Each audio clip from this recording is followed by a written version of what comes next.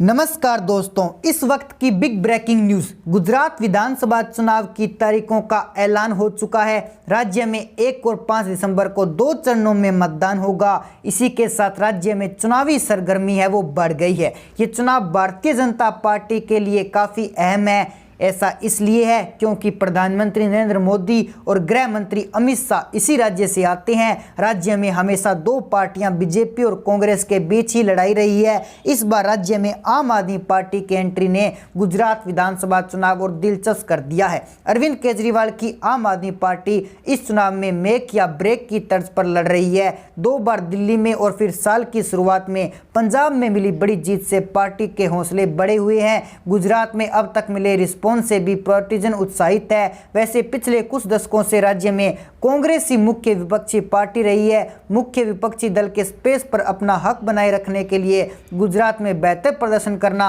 अब कांग्रेस के लिए विकल्प नहीं बल्कि मजबूरी है। आम आदमी पार्टी अगर यहां कांग्रेस के बराबर प्रदर्शन करने में सफल हो जाती है तो पार्टी पर इसका बुरा प्रभाव पड़ेगा। गुजरात चुनाव का परिणाम यह तय करेगा कि देश में विपक्षी राजनीति की भविष्य में दूरी क्यों होगी। इन परिणामों का सीधा असर 2024 आम चुनाव से पहले विपक्षी एकता के स्वरूप पर भी पड़ेगा। गुजरात विधानसभा चुनाव से पहले आए ओपिनियन पोल और तमाम चुनावी सर्वे ने फिलहाल राज्य में बीजेपी को ही बहुमत मिलने का दावा किया है। वहीं कुछ सर्वे कांग्रेस की जगह आम आदमी पार्टी के मुख्य विपक्षी बनने की ओर भी इशारा कर रहे हैं। राज्य में किस पार्टी की सत्ता आती है इसका फैसला तो 8 दिसंबर को होगा। उससे पहले चुनाव के ऐलान से पहले आ चुके कुछ सर्वे के नतीजे पर नजर डालते हैं तो आपको बता दें, टाइम्स नाउ नव भारत और ईटीजी के ओपिनियन पोल के अनुसार बीजेपी को गुजरात में 125 से 131 सीटें मिल सकती है। इसके बाद कांग्रेस के खाते में 29 से 33 सीटें आ सकती है। वहीं इन दोनों को टक्कर दे रही आम आदमी पार्टी के खाते में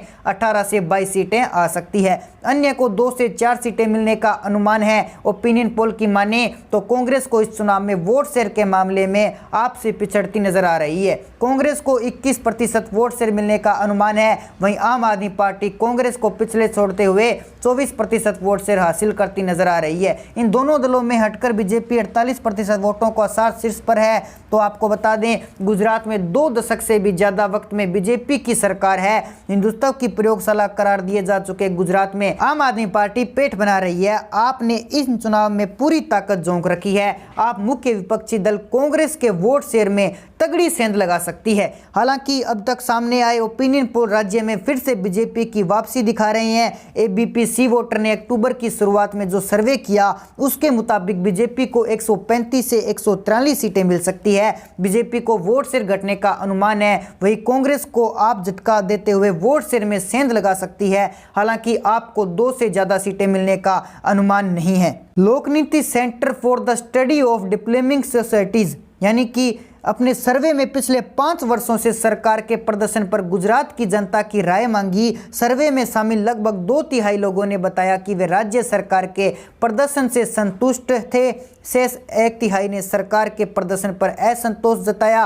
वर्ष 2017 विधानसभा चुनाव के समय हुए सर्वे की अपेक्षा इस बार सरकार के काम से संतुष्ट होने वालों की संख्या में 11% की बढ़ोतरी हुई है। यहां तक कि सरकार के प्रदर्शन से एकदम संतुष्टि होने वालों की संख्या 2017 में मात्र 8% थी तो अब बढ़कर 31% हो गई है। भाजपा सरकार के कार्यालय के सभी के लिए विकास हुआ है, केवल अमीरों के लिए या बिल्कुल नहीं हुआ। प्रत्येक 10 उत्तरदायियों में से केवल 3 ने कहा कि विकास सभी वर्गों के लिए हुआ है। तो दोस्तों, ऐसी लेटेस्ट अपडेट पाने के लिए आप हमारा चैनल सब्सक्राइब जरूर कर लीजिए और मिलते हैं एक नई अपडेट के साथ। तब तक के लिए जय हिंद, जय भारत।